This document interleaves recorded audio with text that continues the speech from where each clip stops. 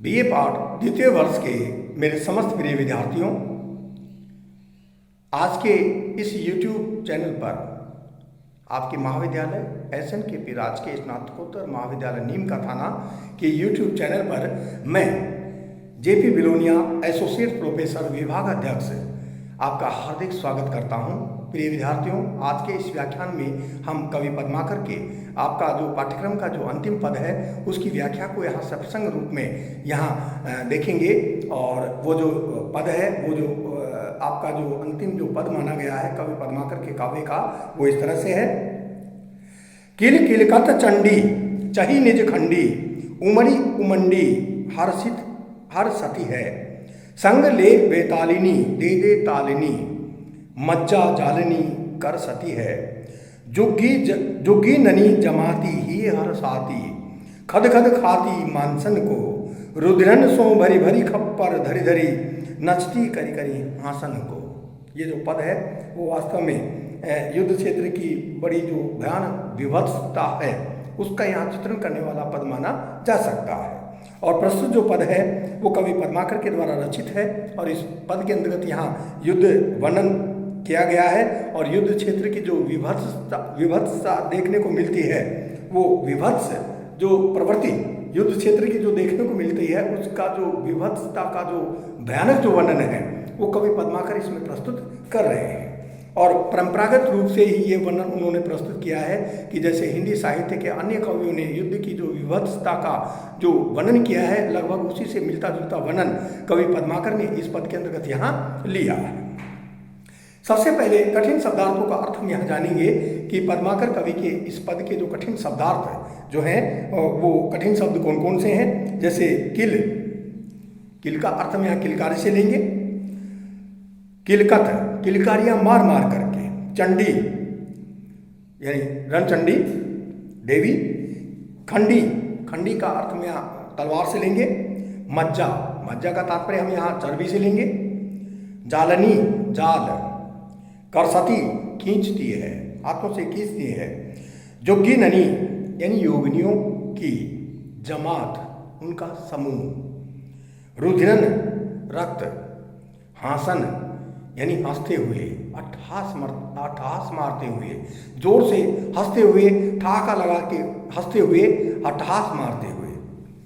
हंसने से हम इसका अर्थ ग्रहण करेंगे कि जोर से अट्टहास लगा करके हंसने से हम इसका यहाँ तात्पर्य ग्रहण करेंगे। तो प्रिय विद्यार्थियों, ये जो प्रस्तुत पद है ये पद्माकर का पद है और इसमें उन्होंने युद्ध वर्णन से संबंधित वर्णन इसमें प्रस्तुत किया है। युद्ध भूमि की जो एक विभत्सता का भयानक चित्रण उनके द्वारा अपने इस प्रस्तुत पद के अंतर्गत किया गया है, वो हिंदी साहित्य की एक परंपरागत देन के रूप में यहाँ किया गया है। सबसे पहली पंक्ति हम लेते हैं कि किल किलकत चंडी चही निज खंडी उमड़ी उमंडी हर्षती है। कवि पद्माकर वर्णन करते हुए कह रहे हैं कि युद्ध के क्षेत्र में भयंकर मारकाट मचती है। तो युद्ध को देवी चंडी अपनी तलवार हाथ में लेकर किलकारियाँ मार मार करके और उमड़ करके वहाँ पर आती है और अति प्रसन्न होती है, क्योंकि उसको क्या चाहिए? युद्ध चाहिए। युद्ध में मारकाट चाहिए, रुधिर मांस और मज्जा उसको चाहिए। उसके कटोरे में भर करके और वो जो रक्त को जब पान करती है, तो ऐसा युद्ध की जो विभत्सता का जो वर्णन है वो कवि पद्माकर ने परंपरागत रूप से अपने इस पद के अंतर्गत यहाँ प्रस्तुत किया। चंडी अपने साथ वेतालिनियों को लेकर आती है।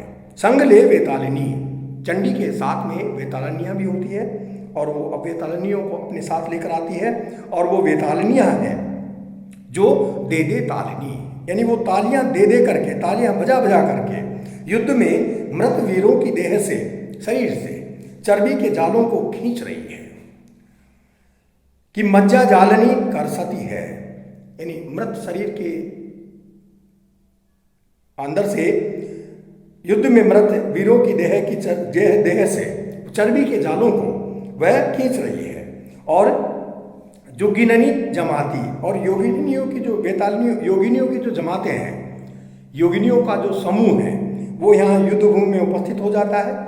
और उन युद्ध भूमि के अंतर्गत उन योगिनियों के जो जमात हैं, योगिनियों के जो समूह हैं, वो हृदय से यहाँ प्रसन्न दिखाई दे रहे हैं।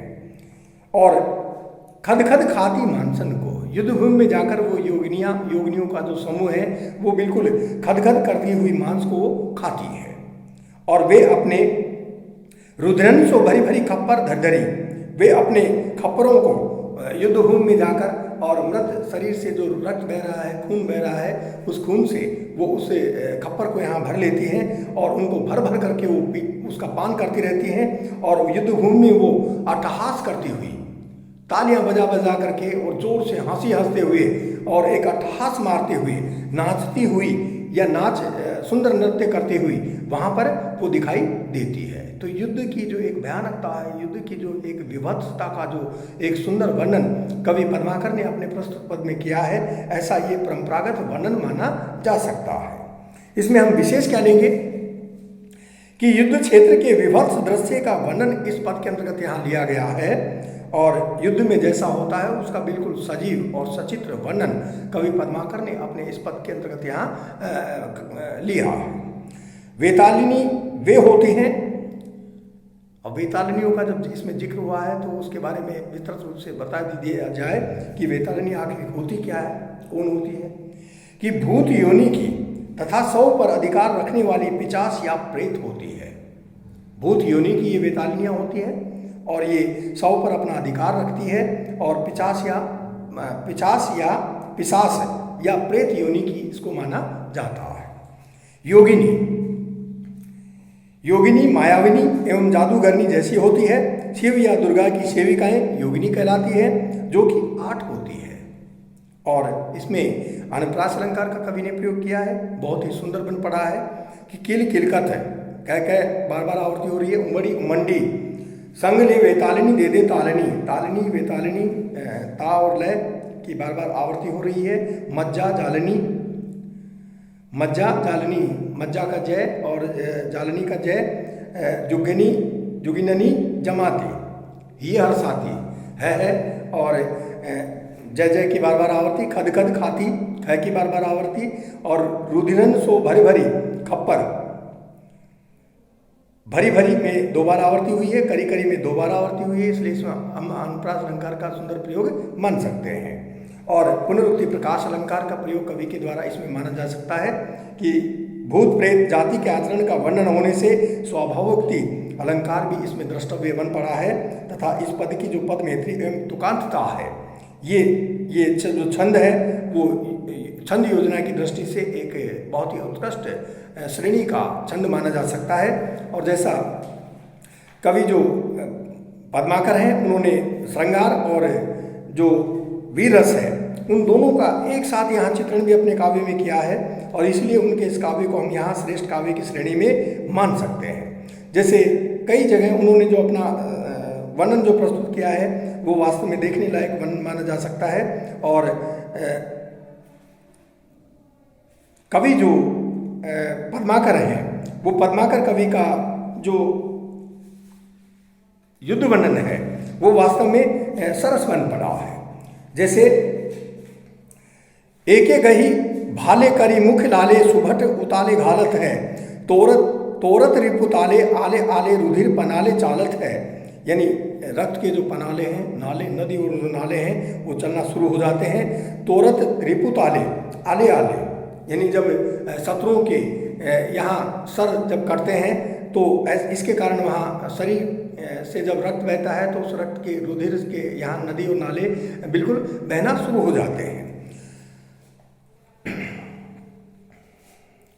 यहाँ भक्ति की भावना भी उनके पदों में देखने को मिलती है। जैसे कहा मार कहाँ पार जानी है न जात कछु, दूसरों दिखात ना खेवैया और नैया को, बहन न पेहे घेरी घाट ही लगे न ऐसो, अमिट भरोसो मोहि तेरे मेरे रघु रैया को। यहाँ पद्माकर जो कवि हैं वो अपना जो हास्य का सहारा भी यहाँ पर लेते हैं कई पदों में। और हंसी नाची देखी दुल्हे दिगंबर को, पाहुनी जो आवे हिमाचल के ब्याह में, कहे पद्माकर सुकाहू सो कहे न का, जोई जहाँ देखे सो हंसते तहाँ राह में, मगन सुमेरु हंसे नगन देश अठाठी, और हंसे एवं हंसी हंसी के उमाह में, शीश पर गंगा हासे भुजनी भुजंगा हासे, हास ही को दंगा भयो नंगा के विवाह में। तो ये भी है एक हास्य का यहाँ उदाहरण माना जा सकता है। भक्ति भावना का उनका और रूप भी हम उनके काव्य में देख सकते हैं कि पीवे नित भंगे रहे प्रेतन के संग सदा, पूछतो को नंगे को न नंगे, नंगे को न गंगे शीस धर। तो प्रकृति वर्णन, द्वार में दिशान में दूनी में देश देशन में देखो दीप, दीपन में दीपत दिंगत है, बीतिन में ब्रज में नवेलिन में बेलिन में बनन में बागन में बगर बसंत है। बसंत के आगमन का बड़ा ही सुंदर और सरस सटीक वर्णन कवि पद्माकर ने अपने पदों में प्रस्तुत किया है। और वर्षा ऋतु का जो वर्णन है कि बरसत मेह नेह सरसत अंग अंग झुरसत देह जैसे जरत जवासो है, कहे पद्माकर कदम्ब के कदम मन में मधुबन किनो आई महल मवासो है, ऊधो यह अधम जताई दीजो मोहन को, ब्रज को सुवासो भयो अगिनि अबासो है, पात की पपीहा जल पान को न प्यासो कछू, बिथित वियोगिनी के प्राणन को प्यासो है।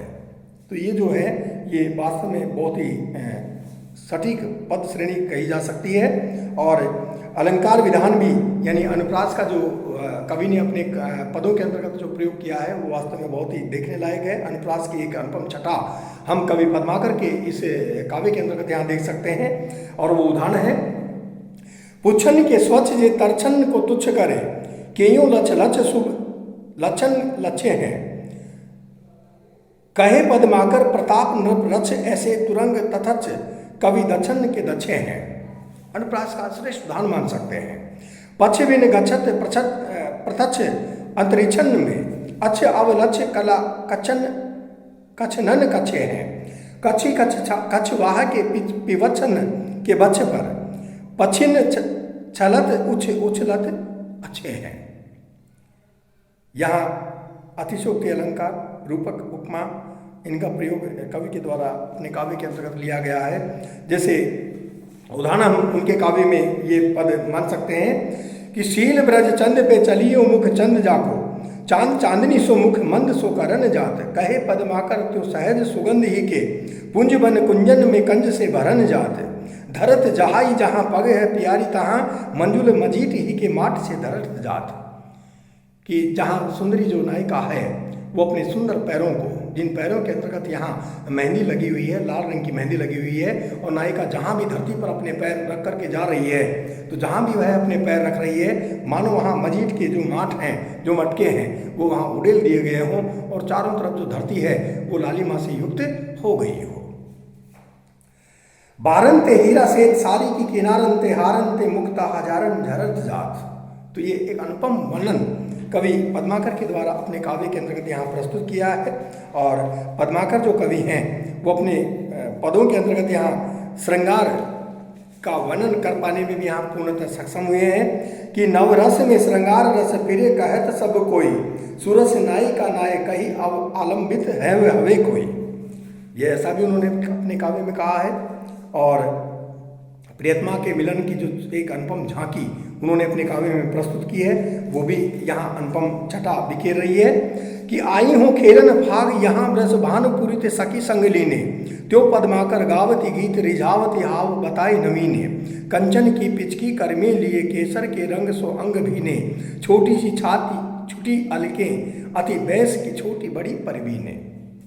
वियोग श्रृंगार भी उन्होंने अपने काव्य में लिया है कि बरसत मेह नेह सरसत अंग अंग झुरसत देह जैसो जरत जवासो है, पात की पपीहा जल पान को न प्यासो कछु, विधिन वियोगिनी के प्राणन को प्यासो है, और कहे पद्माकर नहीं तो ये धकोरे लगे, ओने लो अचाक बिन घोरे घुरी जाएगी, सीरे उपचारन घनेरे घन सारन को देखत ही देखो दामिनी लो दुरी जाएगी।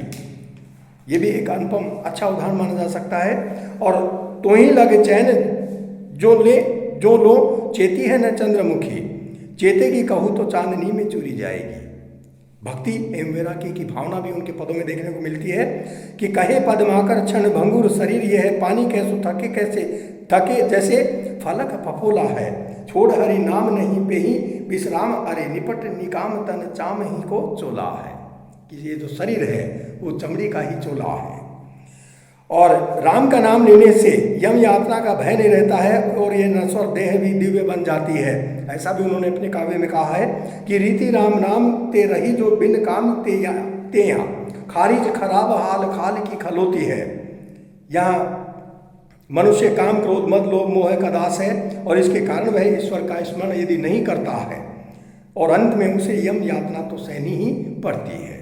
जैसे यो मन लालची लालच में लगी लोभ तरंगन में अवगाहो और चाहो भयो न कछु कबहूँ जम राज हूँ सो वृथा बैर विसाहो। तो यहाँ जो पद्माकर कवि के जो समस्त पद हैं उन समस्त पदों में श्रृंगार भी है, भक्ति भी है और वीर रस का सुंदर प्रयोग भी उनके काव्यों के अंतर्गत यहाँ देखने को मिलता है। तो इस तरह से प्रिय विद्यार्थियों, पद्माकर कवि के जो आपके जो पाठ्यक्रम के जो ये पद थे, ये पद पूर्णतः आज समाप्त होते हैं और अगले व्याख्यान में आपको फिर अन्य और किसी कवि के पदों की सप्रसंग व्याख्या बतलाई जाएगी। धन्यवाद।